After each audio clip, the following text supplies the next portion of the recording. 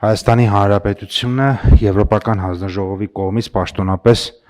թույլտվություն է ստացել Եվրոպական միության երկրներ հայկական արտադրության սառեցված ձուկ եւ վերամշակված ձուկ, ինչպես նաեւ ձկնամթերք արտահանելու վերաբերյալ, հնարավորության վերաբերյալ։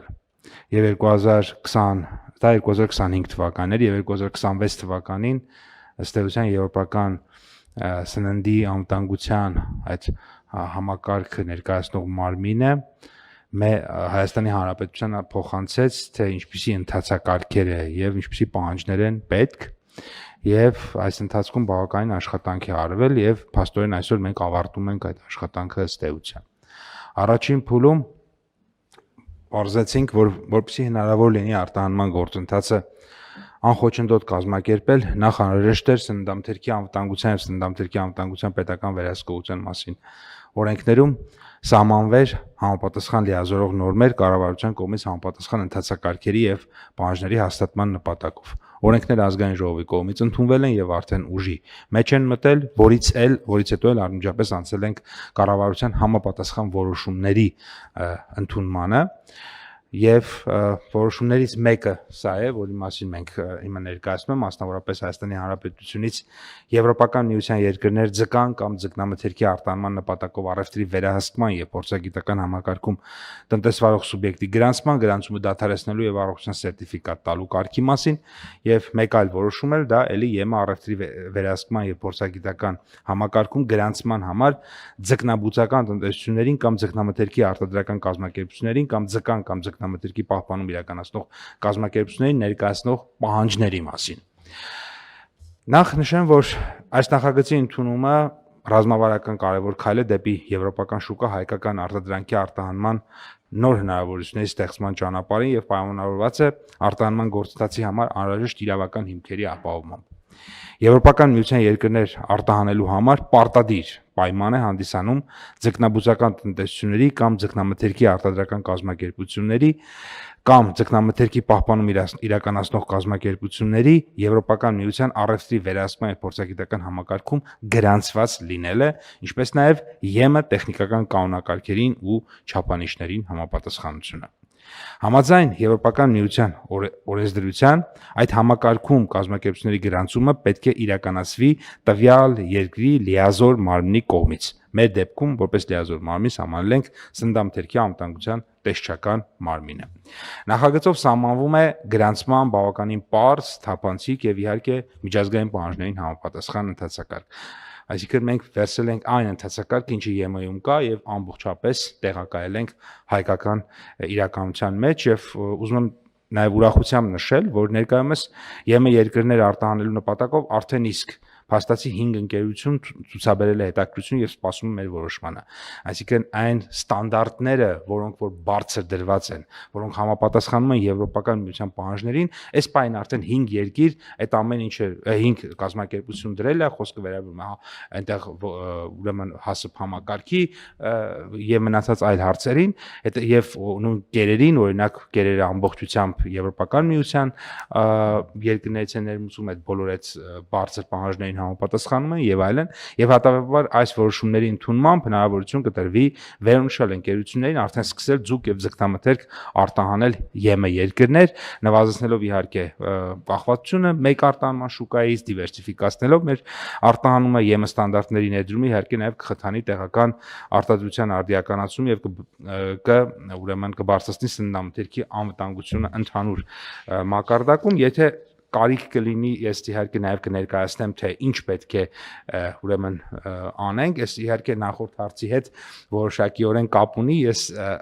նախորդ հարցի հետ կապված նշեմ, որ այս պահին մեր մոտ համակարգը այսպես է, այս փաստաթղթերը էլեկտրոնային եղանակով գնալու են ՍԱՏՄ բիզնեսից, որից հետո ընթացակարգեր կա 3 օրվա ընթացքում, հետո 15 օրվա ընթացքում ՍԱՏՄ-ն ստուգումներ համապատասխան կիրականացնի, որից հետո այդ փաստաթղթերը երբ որ արդեն կուղարկվի եվրոպական համակարգ, այնտեղից մեր տնտեսվարողը ստանալու է կոդ։ Ոչ մի բան, մի հատ կոդ է էլեկտրոնային ստանալու, որի մեջ այդ ամբողջ պատմությունը կա եւ այդ կոդը բավարար է լինելու այնքան ժամանակ, քանի դեռ որոշակի ստուգումների արդյունքում կամ որոշ խնդիրների ի հայտ, այսինքն քանի դեռ ինքը չի զրկվել այդ կոդից, ինքը այդ կոդով մենակ այդ կոդով, որը մուտք է անելու այդ համակարգ եւ ցանկացած երկրում Եվրոպական միության եւ Երևանից այդ կոդը մուտք են անելու, տեսնելու են այդ կազմակերպության բոլոր տվյալները եւ ինքը կարողանալու է արտահանում իրականացնել, այս արդեն իրական թվայնացումն է եւ իհարկե մենք էլ փորձենք այս առաջի մասում էլ նույն տրամաբանությամբ, երբ որ այդ տվյալները կարողանանք արդեն հավաքագրենք, ինչ որ տարբեր տեսակի թղթեր է այստեղ պահանջվում, արդեն նույն տրամաբանությամբ ընդամենը մեկ էլեկտրոնային դիմում ենթադրում ենք օգտագործի եւ ամբողջը կիրականացվի։ Թերևս սա է մյուս որոշումը, որը արդեն էլի այս կոնկրետ սրան չի վերաբերվում, բայց մեր ցանկում կար, արդեն վերաբերվում է նորից էլի մնացած, այսինքն պահանջների, թե ինչ պահանջներին պետքա ներկայացնի, պահանջ ասելով նկատի ունենք ջրին ներկայացվող պահանջին, կերին ներկայացվող պահանջին, պահպանման պայմաններին ներկայացվող պահանջներ, աշխատակիցներ, ընդհանուր մինչև աշխատակիցների արտահագուստ, հիգիենա, բոլոր ներկայացվող ուրեմն պահանջներին է վերաբերվում, թերևս այսքան է, թե այլ հարցեր լինի կներկայացնեմ։ Պարոն Պապյան, շատ լավ է, տեսեք, բայց հիմա շարունակելով թվայինացման տեսանկյունից այս թեման, չէ՞, հիմա մենք փաստաթղթային շրջանառության այդ թվում ԵՄ-ի հետ խնդիրը լուծեցինք, ենթադրենք ու ստացանք կոդ, բայց ապրանքի հետագծելիության խնդիրը մենք չենք լուծել, դրա համար մեր բեռնափոխադրողները չեն ուզում գործ ունենալ այդ տիպի, եւ ես հասկանում եմ ինչն է խնդրեմը։ Իրենք չեն ուզում, որովհետև այդ կոդը նաև ենթադրում է, որ այդ ապրանքը պիտի կապարակնքվի այդ կոդով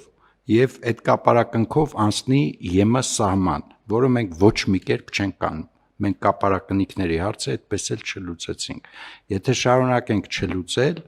ես կարծում եմ, որ անկախ մեր բոլորիս եւ ձեր մասնավորապես ջանքերից մենք խնդիրը չենք լուծելու։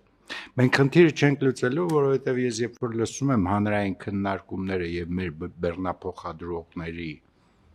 մարշրուտի փոփոխության ռիսկը, որ իրանք ներկայացնում են, այսինքն սովորեին մի ուղու, հիմա ուզում են, հիմա մենք իրանց ասում ենք հարգելի գործընկերներ, այս ուղիով ինչի չեք գնում։ Ու երբ որ իրանք բացատրում են կամ ռեակցիա են տալիս, հասկանալի է դառնում, որ հիմնական խնդրեմը մեր ապրանքների հետագծելիությունն է, որովհետև այդ կոդի տակ մաքսավորը եթե չի տեսնում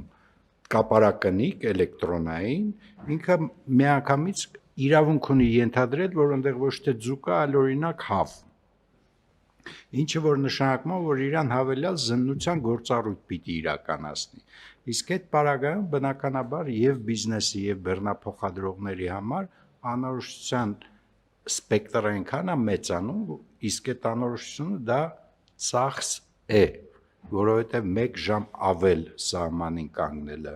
2 ժամ ավել եվրոպական երկրում երթևեկելը, այդ ամեն ինչ ծախսեր է, որոնք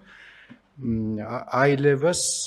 գնագոյացման մեջ անհետաքրքիր են դարձնում մեր ապրանքը։ Ես կարծում եմ պիտի շատ արագ ու զուգահեռ շատ արագ այդ խնդիրը լուծել, որովհետև ձեր ասած կոդը ունի հաջորդ ցիկլը, որ այդ կոդը պիտի անցնի սահմանը, ոչ թե փաստաթղթով, այլ նաև փաստացի։